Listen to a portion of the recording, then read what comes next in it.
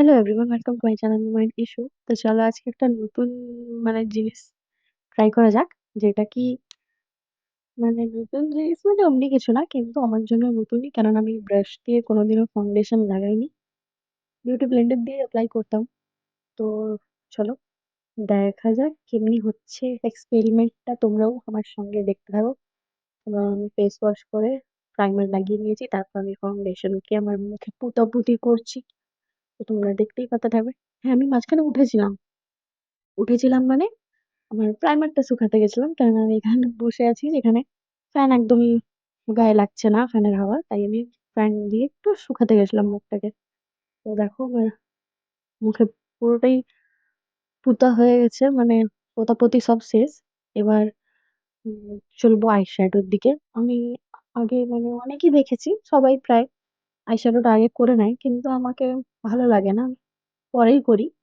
তো তোমরা যারা যেমনি অভ্যস্ত করো, কোনো অসুবিধা নেই। যেটাতে নিজেকে সুবিধা হয় সেটা করা ভালো।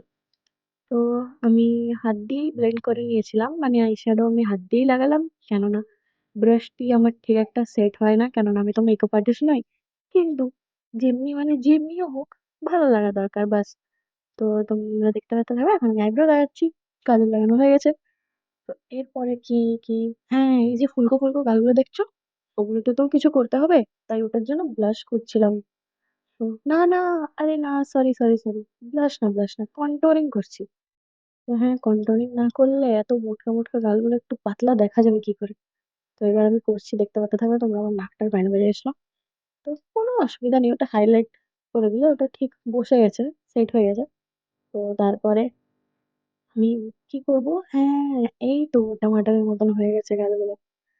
আরে মানে যাতে আমি একটু স্মাইল করলে আমার গালগুলো একটু red red, sorry, pink pink দেখা যায়। তো তোমাদেরকেও তো ভালো থাকবে ব্লাশ অ্যাপ্লাই করতে। কাকে কাকে ভালো লাগে, কাকে কাকে না লাগে, আমাকে কমেন্ট করে ওটাও জানিয়ে দিও।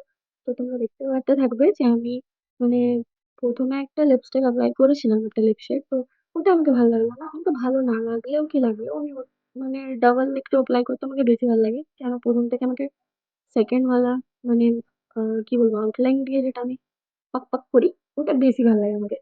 তো তোমরা এই দেখো আমি রেডি হয়ে বসে আছি।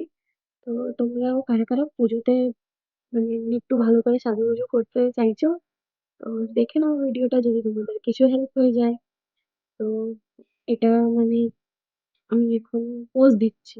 হ্যাঁ, তারপরে দেখো এটা একটা ইফেক্ট ওয়ালা ভিডিও, একটা তোমার কালার চেঞ্জ হতে হয়ে গেছে, তোমাদেরকে দেখা যাবে। তো চলো, থ্যাংক ইউ, বলাই বেশি বকবো না। যদি ভালো লেগে থাকে লাইক কমেন্ট শেয়ার করবে।